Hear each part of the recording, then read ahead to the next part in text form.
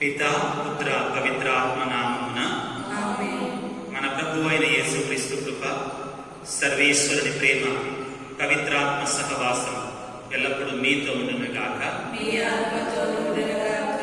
ప్రభునందు మిక్కిలి ప్రియ సహోదరి సహోదరులారా, ఈనాడు మనం 20వ సామాన్య ఆదివారాన్ని కొనియాడుతూ ఉన్నాం.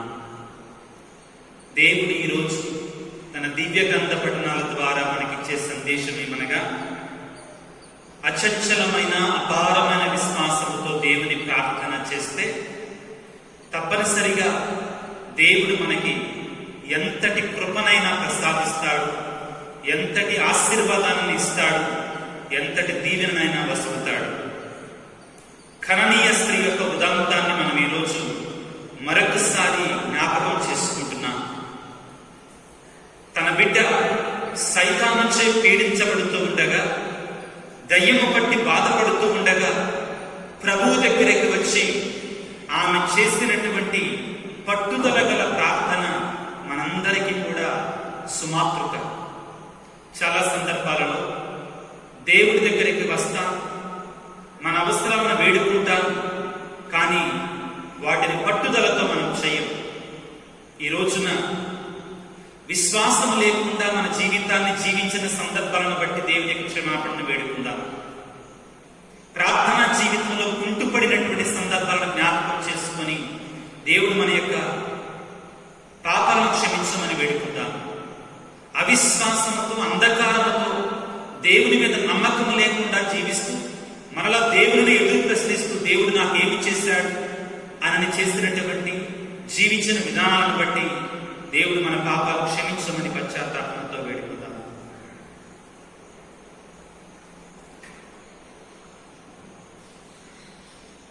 సర్వశక్తి గల సర్వేశ్వరుని చెంతను సహోదరి సహోదరులారా, మీ చెంతను నా పాపములను ఒప్పుకొనుచున్నాను.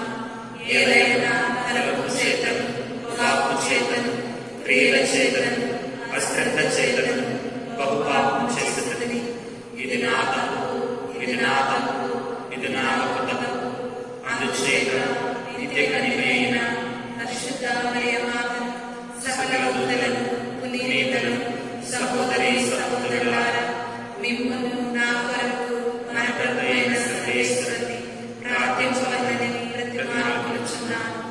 సర్వశక్తి గల సర్వేశ్వరుడు మనకు దయచూపి మన పాపములను మన్నించి మన నిత్య జీవితమునకు చేర్చుదురుగాక. ఆమేన్.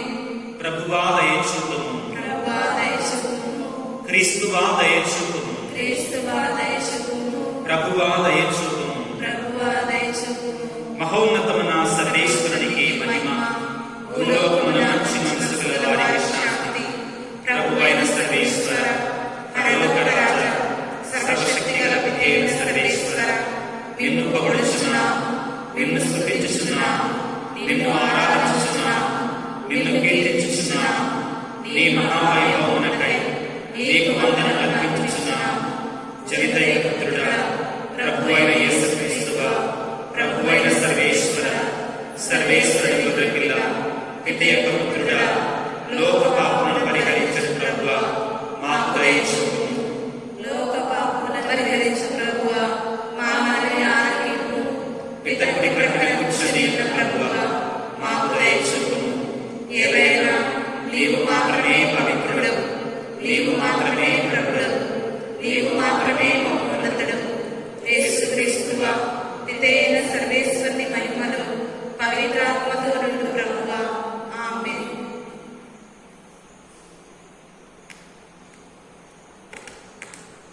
ఈనాటి పరిశుద్ధ బలి పూజలో పెండియాల జానీ, మార్గరెట్ ఆరోగ్యం కోసం వేడుకుందాం. అరవింద్ బాబు, భాను చదువుల కోసం ప్రార్థించుదాం. పెండియాల రుద్దమ్మ, జయమల ఆరోగ్యం కోసం ప్రార్థించుదాం.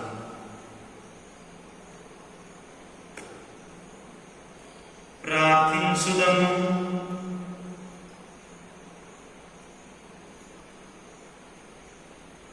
ఓ సర్వేశ్వర, నిన్ను ప్రేమించు వారికి ఏ నేత్రమును చూడని అనేక ఆధ్యాత్మిక వరములు సమకూర్చితివి.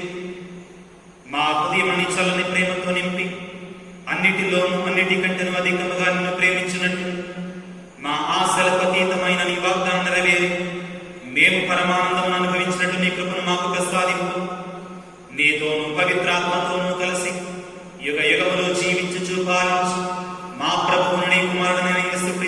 ద్వారా ఈ మనవి చేయుచున్నాము.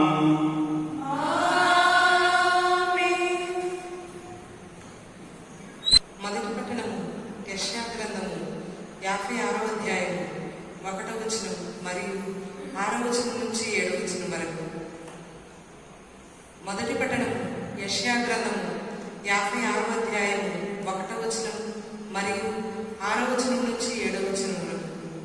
ప్రభు ఇట్లు నుడువుచున్నాడు, మీరు నీతి న్యాయములను పాటింపు, నేను సత్వరమే మేము రక్షించును, నా ధర్మము ప్రస్ఫుటమగును. ప్రభువు ప్రజలలో చేరి ఆయనను ప్రేమించి సేవించి ఆయన విశ్రాంతి దినమును పాటించి నిబంధనలను అనుసరించడి అన్ని జాతి ప్రజలకు ప్రభు ఇట్లు చెప్పుచున్నాడు, నేను మిమ్ము నా పవిత్ర పర్వతములకు కొనివద్దును, నా ప్రార్థనా మందిరమున మిమ్ము సంతోషశక్తుల్ని గావిద్దును, నా బలిపీఠముపై మీకు అర్పించు బలులను దహన బలులను స్వీకరించును, నా మందిరము సకల జాతి జనులకు ప్రార్థనా మందిరమని పిలువబడును. ఇది ప్రభువు వాక్కు. రెండవ పట్టణము పునీత చిన్నప్ప గారు రోమాపౌరులకు రాసిన లేఖ 11వ అధ్యాయం 13వ వచనం నుండి 15వ వచనం వరకు మరియు 29వ వచనం నుండి 32వ వచనం వరకు. అన్యజనులారా, నేను ఇప్పుడు మీతో మాట్లాడుచున్నాను. అన్యజనులకు నేను అపోస్తలుడనైనంత కాలము నా ప్రేషిత కార్యముల గురించి గొప్ప చెప్పుకొందును.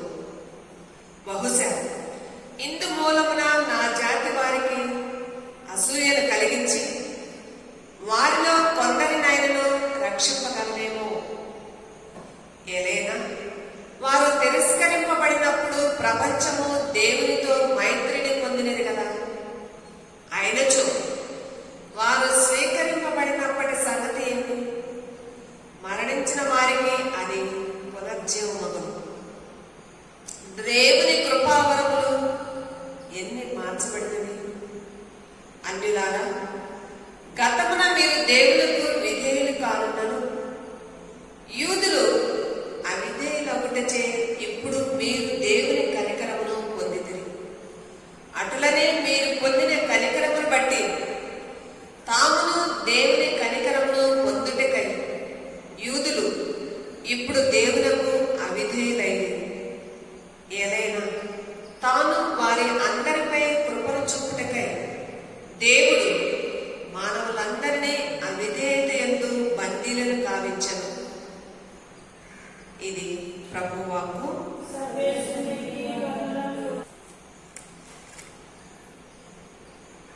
ప్రభువు మీతో ఉండునుగాక.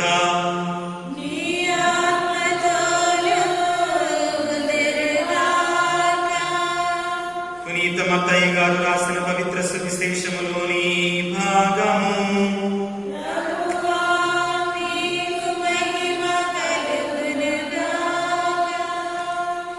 మత్తయి శుభవార్త 15వ అధ్యాయం 21వ వచనం నుండి 28వ వచనం వరకు. యేసు తూరు సీదోను పట్టణముల ప్రాంతములకు వెళ్ళెను. ఆ ప్రాంతంలో నివసించుచున్న కననీయ స్త్రీ ఒకతే ఆయన వద్దకు వచ్చి, ప్రభు, దావీదు కుమారా, నాపై దయ చూపుము, నా కుమార్తె దయ్యము బట్టి మిక్కిలి బాధపడుచున్నది అని మొరపెట్టాను. ఆయన ఆమెతో ఒక మాటైనను మాట్లాడలేదు.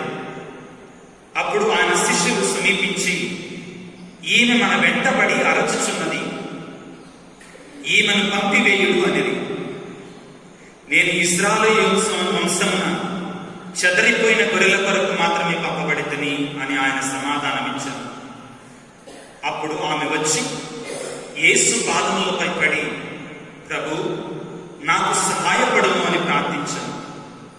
బిడ్డల రొట్టెలు కుక్క పిల్లలకు వేయ తగదు అని యేసు సమాధానమిచ్చాను. అందుకు ఆమె, అది నిజమే ప్రభు, తమ యజమానుని భోజన బల్ల నుండి క్రింద పడిన రొట్టె ముక్కలను అని బదులు పలికెను. యేసు ఇది విని, అమ్మా, నీ విశ్వాసం మెచ్చదగినది, నీ కోరిక నెరవేరును గాక అనెను. ఆ క్షణముననే ఆమె కుమార్తె స్వస్థత పొందెను. ఇది క్రీస్తు ప్రభుని సువిశేషము.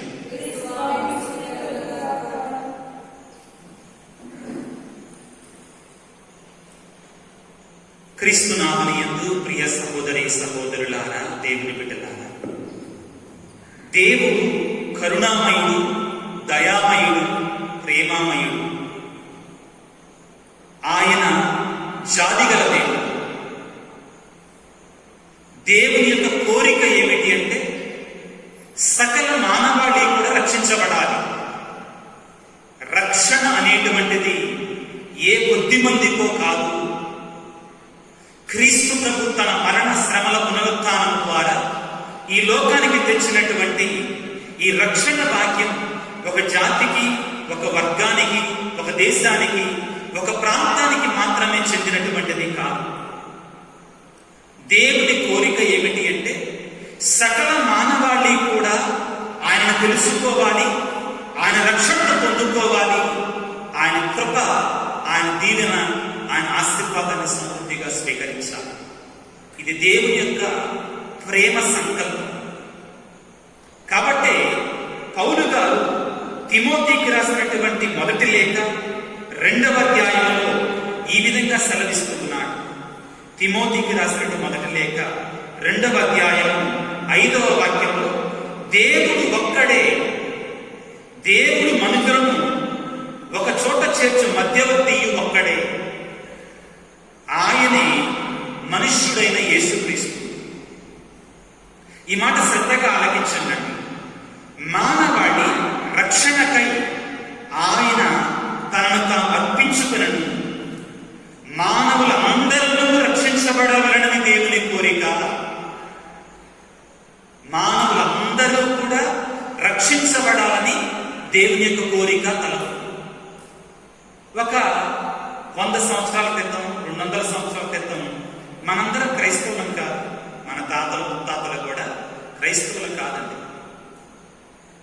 ఈ తాలపూరు గ్రామంలో సుమారుగా 1920వ సంవత్సరం ఆ ప్రాంతంలో ఎక్కడో నెల్లూరు నుంచి పాతలు వచ్చి దేవుని సువార్తను బోధించారు. అంతకుముందు మనందరం కూడా క్రైస్తవేతరులుగానే జీవించాం. కానీ ఈ రోజున మరి ఈ గ్రామం అంతా కూడా క్రైస్తవమయమైపోయిందంటే కారణం ఇది దేవుని యొక్క సంకల్పం. ప్రియ దేవుని బిడ్డల, దేవుని యొక్క ఉచితానుగ్రహం. దేవుడు ఎప్పుడూ కూడా సకల మానవాళి కూడా తనను తెలుసుకోవాలని, తన ప్రేమను పొందుకోవాలని, తన దీవెన, తన ఆశీర్వాదాన్ని పొందుకోవాలని కోరుకుంటాడు. ఈనాటి మొదటి పట్టణం యెషయా గ్రంథంలో కూడా అదే సత్యాన్ని మనం ఆలకించాం. సకల జాతి జనులు నా యొద్దకు వస్తారు. అన్ని ప్రాంతాల నుండి, అన్ని వర్గాల ప్రజలు నా దగ్గరికి వచ్చి నా ప్రేమను చవి చూస్తారు, నా రక్షణ భాగ్యాన్ని పొందుతారు. దేవుని యొక్క సంకల్పం ఇది. అయితే ఈ దేవుని యొక్క సంకల్పాన్ని, ఈ దేవుని యొక్క రక్షణ భాగ్యాన్ని, ఈ దేవుని యొక్క దీవెన కావచ్చు, ఆశీర్వాదం కావచ్చు, ఆయన యొక్క ప్రేమను మనం పొందాలి అంటే మనం చేయవలసింది ఏమిటి అంటే కననీయ స్త్రీ వలె మనం జీవించాలి దేవుని సన్నిధిలో. మన ఫ్రాన్సిస్ పాపు గారు అంటారు, the Joy of the gospel.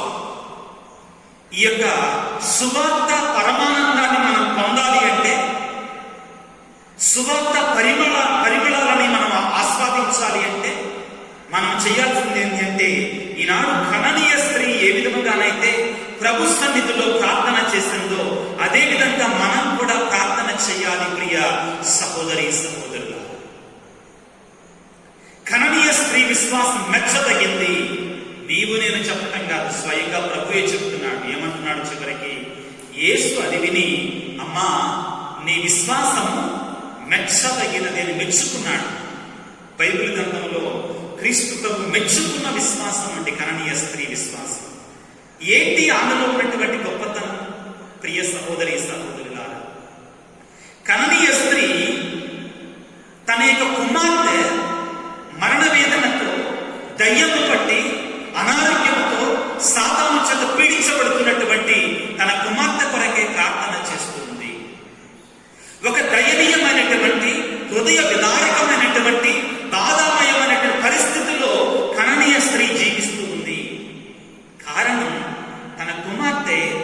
సైతాను చేత దయ్యము పట్టి పీడించబడుతుంది. కననీయ స్త్రీ యొక్క స్థితి, పరిస్థితి చాలా మంది తల్లిదండ్రులకు ఉందండి ఈ లోకంలో. ఈ సమయంలో చాలా మంది తల్లిదండ్రులు తమ బిడ్డలకి మానసికంగా వైకల్యం ఉండవచ్చుగాక, అనారోగ్యం ఉండవచ్చుగాక, బిడ్డలు చెడు అలవాట్లలో ఉండవచ్చుగాక, లేకపోతే చెడు వ్యసనాల్లో ఉండవచ్చుగాక, చదువు సంధ్యల మీద శ్రద్ధ ఉండకపోవచ్చుగాక, క్రమశిక్షణ లేనటువంటి జీవితాన్ని జీవించవచ్చుగాక. ఎంతో మంది తల్లులు తండ్రులు తమ బిడ్డల కొరకై ఎన్నో రకాలుగా ప్రయత్నాలు చేశారు. కననీయ స్త్రీ కూడా చేసింది తన కుమార్తె కొరకై. తన యొక్క దయనీయమైన పరిస్థితి నుండి బయటపడటానికి ఆ కననీయ స్త్రీ కూడా అన్ని విధాలుగా ప్రయత్నం చేసింది. కానీ ఏ ప్రయత్నము కూడా ఫలించలేదు. చివరికి ఆమెకి క్రీస్తు ప్రభువు కనపడ్డాడు.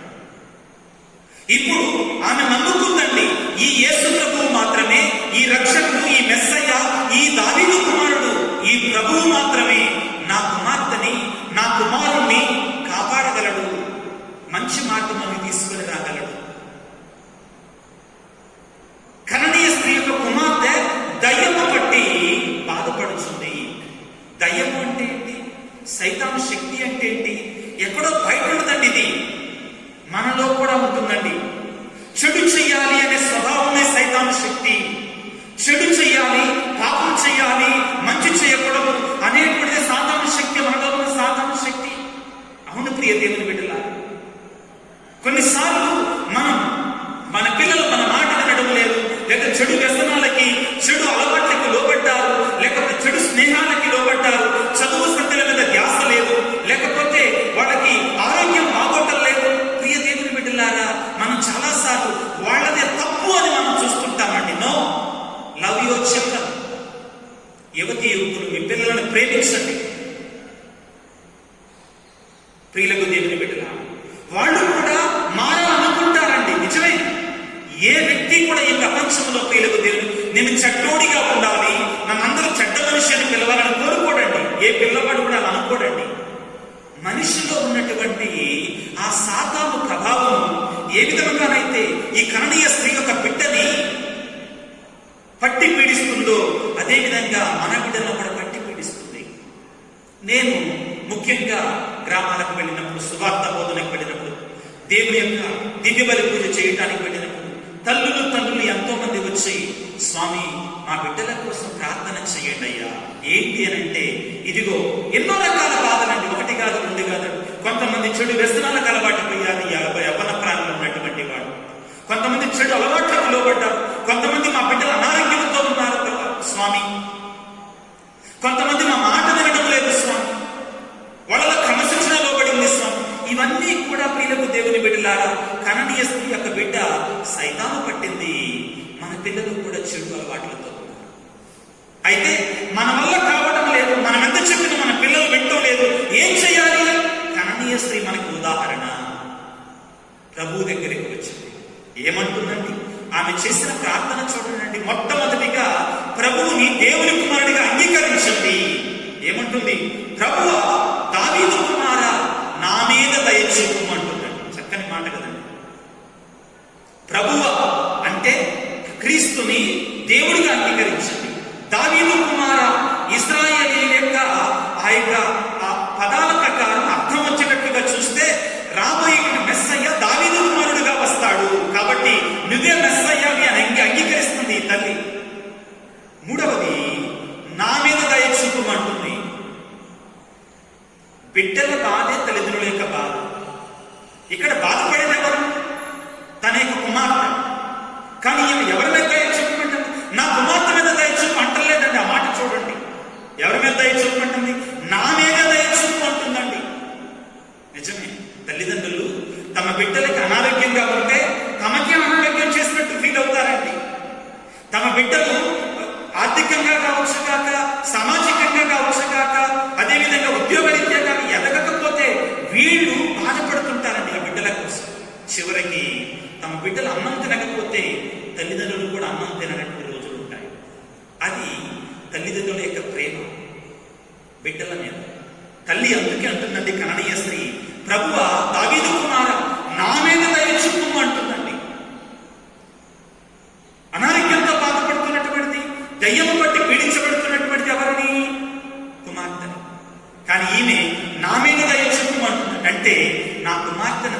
కరుణించమని చెప్తుంది. మెచ్చదగినటువంటి ప్రార్థన అండి. ఆ తర్వాత ఏమని చెప్తుంది? ఆమె ఏం చేస్తుందట?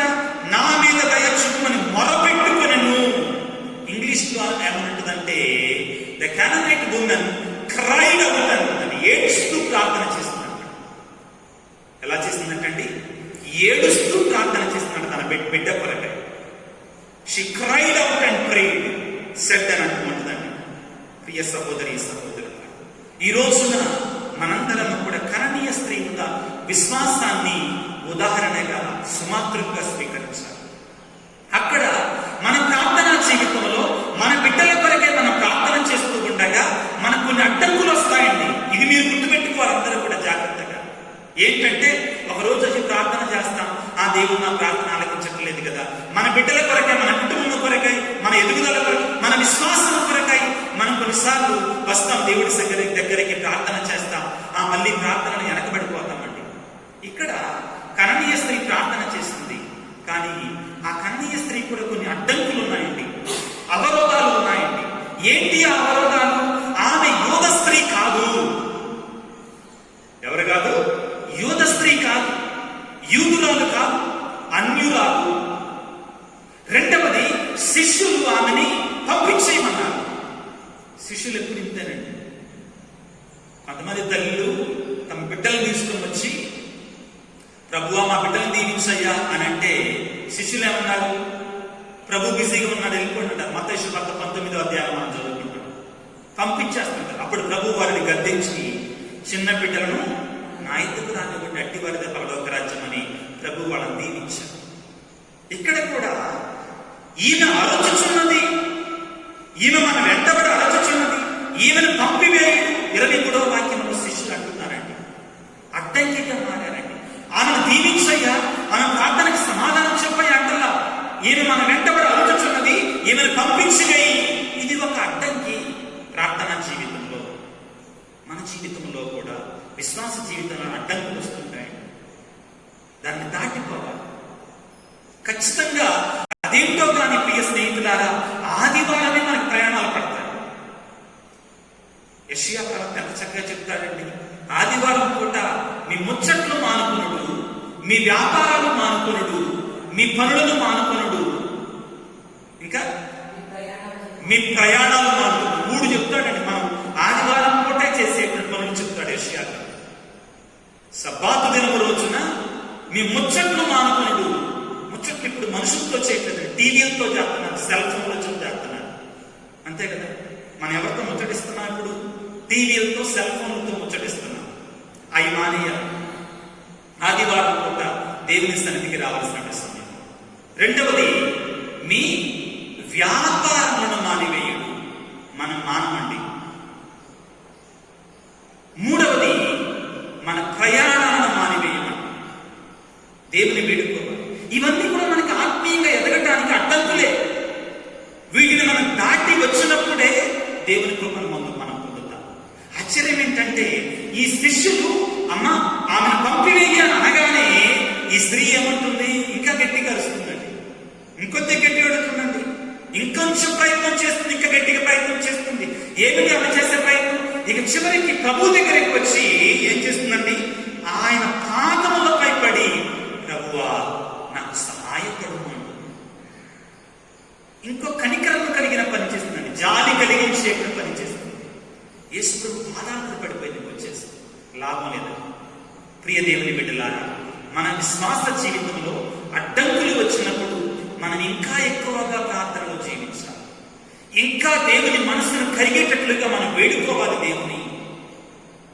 ప్రియ స్నేహితుల, ఆ ప్రభువును ప్రార్థించుకుందాం. ఆమె విశ్వాసం చూడండి.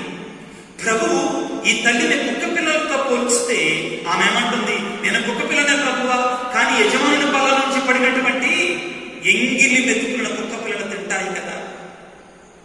ఇక్కడ కరణీయ స్త్రీ ఏమంటుంది? ఆ చిన్న చిన్న కృపణను నా మీద ప్రసాదించయ్యా, ఆ నీ దీవెనను నా మీద ప్రసాదించు, నా బిడ్డ మీద ప్రసాదించు. చలించిపోయాడు ప్రభు, కరిగిపోయాడు ప్రభు ఆ తల్లి చేసిన ప్రార్థన.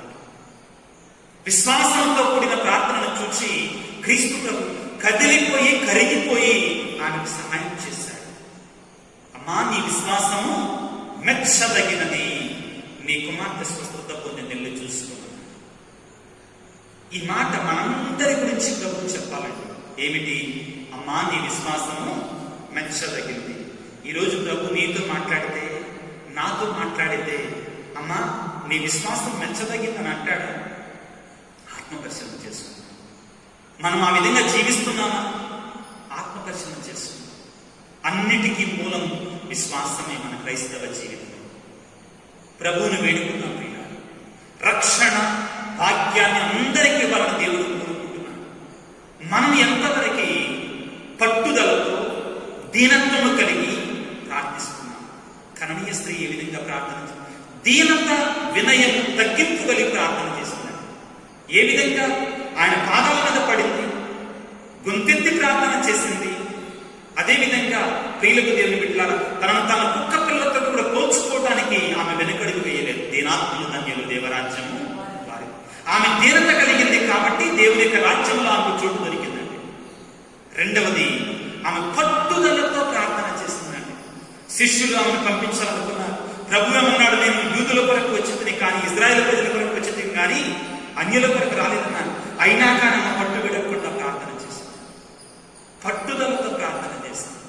మూడవది, విశ్వాసంతో, నమ్మకంతో ప్రార్థన చేస్తుంది ప్రియులకు దేవుని బిడ్డలు. అటువంటి విశ్వాసాన్ని, నమ్మకాన్ని మనకి ప్రసాదించమని వేడుకుందాం. ఈ రోజున ప్రత్యేకంగా ప్రియులకు దేవుని బిడ్డలారా, తల్లులు తండ్రుల కొరకే ప్రార్థన చేద్దాం.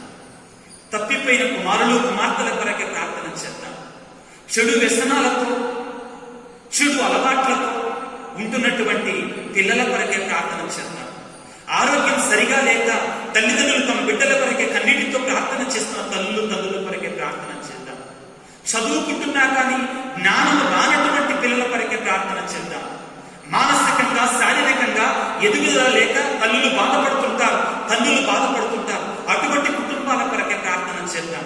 దేవుడు వారందరిని దీవించమని వేడుకుందాం. అందరి తల్ల మంచి ప్రార్థన చేస్తున్నాం. సర్వశక్తిమంతుడా, సర్వోన్నతుడా, సకల మానవాడి రక్షణ పొందాలని, సకల మానవాడి నీ యొక్క కృపను పొందాలని నువ్వు కోరుకుంటావు. ఏ ఒక్కడు నశించిపోకూడదు, అందరూ నీ ప్రేమను పొందుకోవాలని కోరుకునేటువంటి ప్రేమామయుడు అనేటువంటి దేవుడు నీవు. ఓ ప్రేమ గల సర్వేశ్వర, ఈనాడు యావత్ ప్రపంచం కొరకే ప్రార్థిస్తూ ఉన్నాం తండ్రి. ఇదిగో కరోనా వ్యాధి భయంతో గడగడలాడుతున్నటువంటి ఈ ప్రపంచాన్ని కరుణతో వీక్షించండి తండ్రి. కరోనా వ్యాధిగ్రస్తులందరినీ మీ పాదాల సన్నిధిలో ఉంచుతున్నా. వారిని దీవించండి, ఆశీర్వదించండి, స్వస్థపరచండి. మా పరిశుద్ధ ఫ్రాన్సిస్ బాబు గారి కొరకు, మా విజయవాడ ఉన్నటువంటి జోసెఫ్ రాజారావు గారి కొరకు ప్రార్థిస్తున్నాం. గురువులు, విశ్వాసులు, మఠవాసులందరి కొరకే ప్రార్థిస్తున్నాం ప్రభు. మమ్మందరిని దీవించి మాలో ఉన్న విశ్వాసం ప్రభు నశించిపోకుండా, ఆరిపోకుండా దాన్ని ప్రభు మీరు బలపరచండి, దృఢపరచండి. ఈ సమయంలో యేసు రాజా, ఇదిగో తల్లిదండ్రులు బిడ్డల కొరకే ప్రార్థిస్తున్నాము తండ్రి. కననీయ స్త్రీ ఏ విధముగా తన బిడ్డ కొరకై దేవుని సన్నిధిలో పట్టుదలతో, విశ్వాసంతో, దీనత్వము కలిగి ప్రార్థించాము. అదే విధముగా మరి తమ బిడ్డల కొరకే ప్రార్థన చేస్తున్న ప్రతి తల్లిని, తండ్రిని దీవించి వారి బిడ్డలందరికీ కూడా ప్రభు మారు మనసును, హృదయ పరివర్తనను ప్రసాదించి నీ ప్రేమను, నీ కరుణను, నీ జాలిని వారి మీద సంభరింపచేయండి. ఈనాడు ప్రభువా యూత్ కొరకే ప్రార్థిస్తున్నాము తండ్రి. యువతి యువకుల కొరకే ప్రార్థిస్తున్నాము యేసురాజా. ఇదిగో నా ప్రభువా, అటువంటి యువతి యువకులందరినీ కూడా ప్రభువా నీ మార్గం నడిపించండి ప్రభువా. నిరుత్సాహంతో, నిస్సత్తులతో ఉన్నటువంటి యువతి యువకులందరికీ ప్రభు మీరు బలాన్ని ఇవ్వండి, శక్తినివ్వండి. నీ మార్గంలో మంచి మార్గంలో నడవడానికి, విశ్వాసాన్ని బలపరుచుకోవడానికి కావలసిన శక్తిని, అనుగ్రహాన్ని వారందరికీ ప్రసాదించమని మా ప్రభు అయిన క్రీస్తు ద్వారా వేడుకొనుచున్నాము తండ్రి.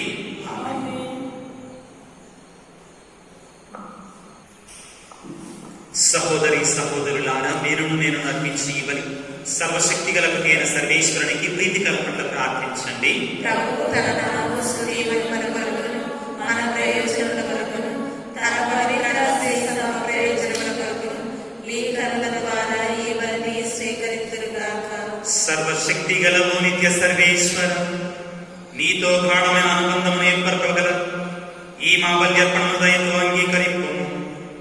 నీవు మా కొసగిన దానములని మేము మరలా నీకు అర్పించి తుదకు నిన్నే పరమపరముగా పొందగలుగుదుముగాక.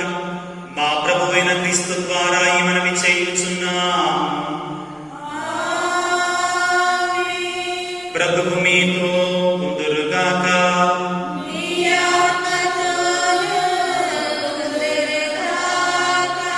మీ మనస్సులను ఉన్నతమునకు త్రిప్పుము.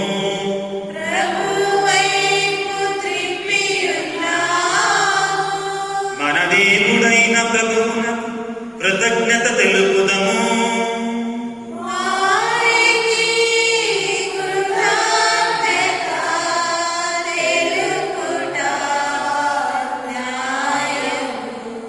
ప్రభువైన దేవ, పావన పిత, సర్వశక్తినిత్య సర్వేశ్వర, మేము ఎల్లప్పుడూ నీ చోట నీకు కృతజ్ఞతా వందనము మా ప్రభువైన క్రీస్తు ద్వారా చెల్లించుట యుక్తము, న్యాయము, ధర్మము, రక్షణదాయకము. నీ కుమారుడైన క్రీస్తు అవిధేయులమైన మాపై కనికరముతో తనను తాను తగ్గించుకొని కన్యమరియమ నుండి ఉద్యమింప తగ్గించండి. శిలువ మీద వేదన ఉంది, నిత్య మరణం నుండి మమ్మ విడిపించండి.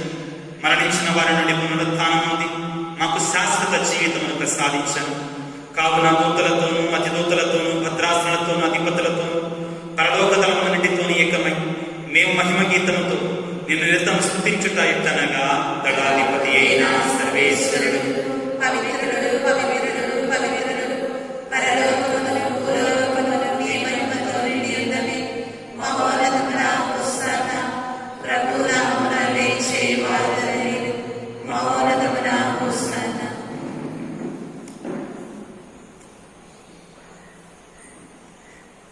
ఓ ప్రభువా, నీవు నిక్కముగా పవిత్రుడ, సర్వ పవిత్రతకు గుటయు నీవే. కనుక నీ పవిత్రాత్మ ద్వారా ఈ కానుకను పవిత్రపరచా ప్రతిమాలు కొనుచున్నాము. ఈ విధమున ఇవి మా కొరకు యేసుక్రీస్తు నామముని శరీర రక్తములు అగునుగాక. అతడు శిలువ శ్రమలు తనను తాను ఇష్టపూర్తిగా అప్పగించుకున్నప్పుడు అప్పమునందుకొని మీకు కృతజ్ఞతావందనములు చెప్పి స్తుతించి త్రుంచి శిష్యులకిచ్చుచు ఇట్లనిది, మీరందరూ దీనిని తీసుకుని భుజింపుడు. ఎలయన ఇది మీ కొరకు అప్పగింపబడనున్న నా శరీరము.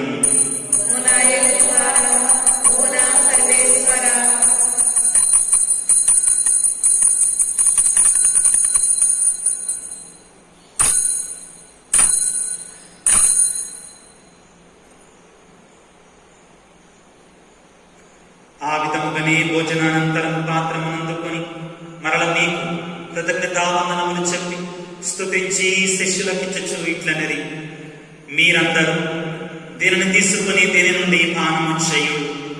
ఎలయన ఇది నూతన నిత్య నిబంధన యొక్క నా రక్తపు పాత్రం.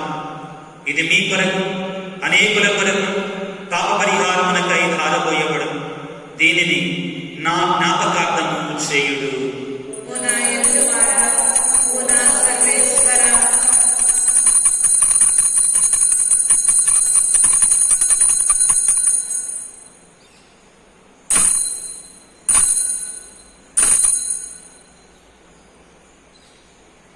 ఇది విశ్వాస రహస్యము.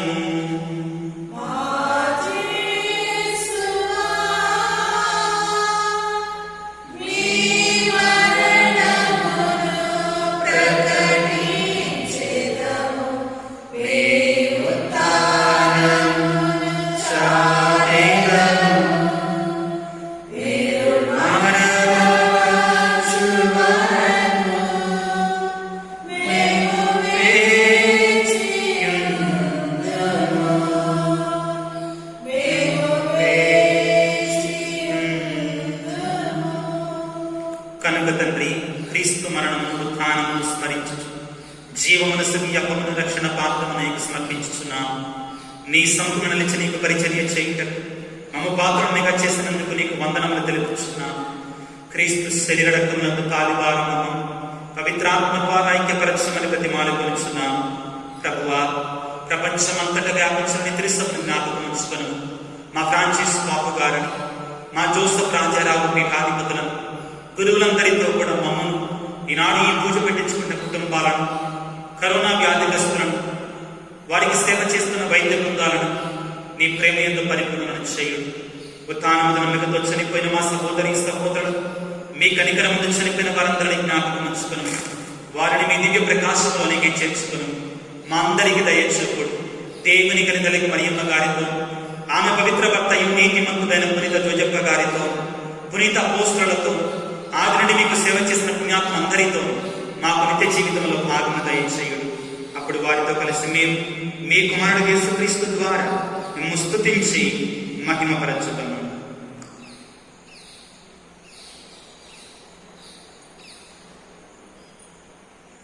క్రీస్తు ద్వారా, క్రీస్తుతో, క్రీస్తునందు సర్వశక్తి గల పితయై సర్వేశ్వర పవిత్రాత్మతో ఏకమైనందు మీకు యుగ యుగములు గౌరవ మహిమలు కలుగునుగాక. గౌరవ మహిమలు కలుగునుగాక.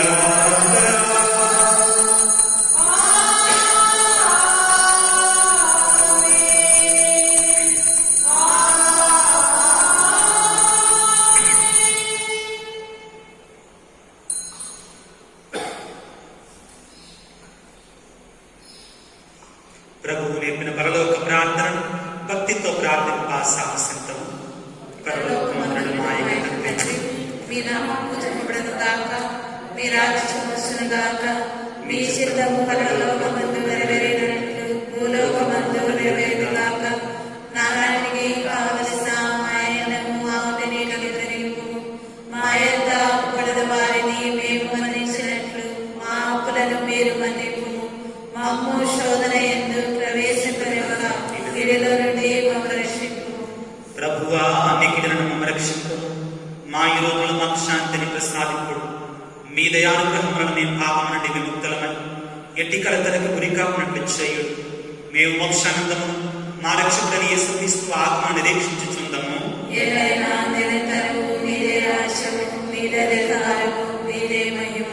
శాంతిని మీకు ఇచ్చుచున్నా, నా శాంతిని మీకు వసగుచున్నాను అని మీ అపోస్తలులతో వచించిన ప్రభువైన యేసువా, మా పాపములను పాటింపక మీ శ్రీసభ విశ్వాసమును కటాక్షింపుడు. మీ చిత్త ప్రకారం దానికి శాంతి, సమాధానం, ఐక్యం అనుగ్రహింపుడు. యుగ యుగములు జీవించుచు పరిపాలించడు ప్రభువా. ఆమేన్. ప్రభు యేసుక్రీస్తు శాంతి, సమాధానం ఎల్లప్పుడూ మీతో ఉండును గాక. మీ ఆత్మతో ఉండును గాక. ఒకరితో ఒకరం క్రీస్తు ప్రభుని శాంతి, సమాధానం తెలుపుకుందాము. సర్వేశ్వరి గురిపిల్ల, లోక పాపలను పరిహరించు ప్రభువా, మాకు దయచూపుము. సర్వేశ్వరి గురుపిల్ల, లోక పాపములను పరిహరించు ప్రభువా, మాకు దయచూపుము. సర్వేశ్వరి గురుపిల్ల, లోక పాపములను పరిహరించు ప్రభువా, మాకు శాంతిని దయచేయు.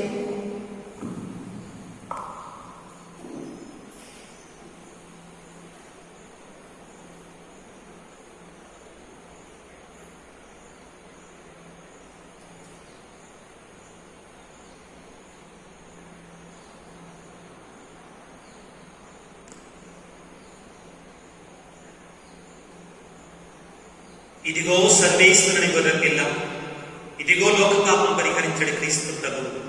ఈ పరిశుద్ధ విందులో పాపున పిలువబడిన మనమందరం ధన్యులము. ప్రభువా, మీరు ఆయన్ని ప్రవేశించిన వ్యవహారాలను కాను, కానీ మీరు ఒక మాట పలికిన నా ఆత్మ స్వస్థత పొందును. క్రీస్తు శరీర రక్తమునిక స్వీకరణ జీవమును కాపాడును గాక. ఆమేన్.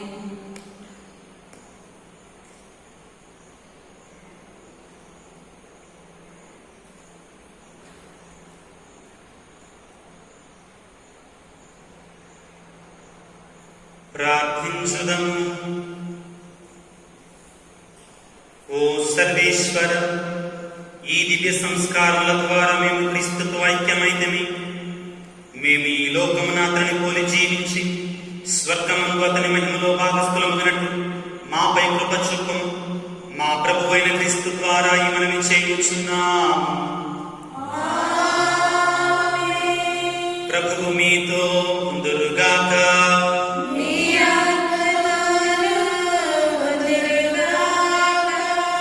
సర్వశక్తి గల సర్వేశ్వరు, పిత పితా పుత్ర పవిత్రాత్మ మిమ్మందరిని ఆశీర్వదించి కాపాడుదురుగాక. సమాధానంతో వెళ్లి క్రీస్తు ప్రేమలో సేవలో జీవించండి.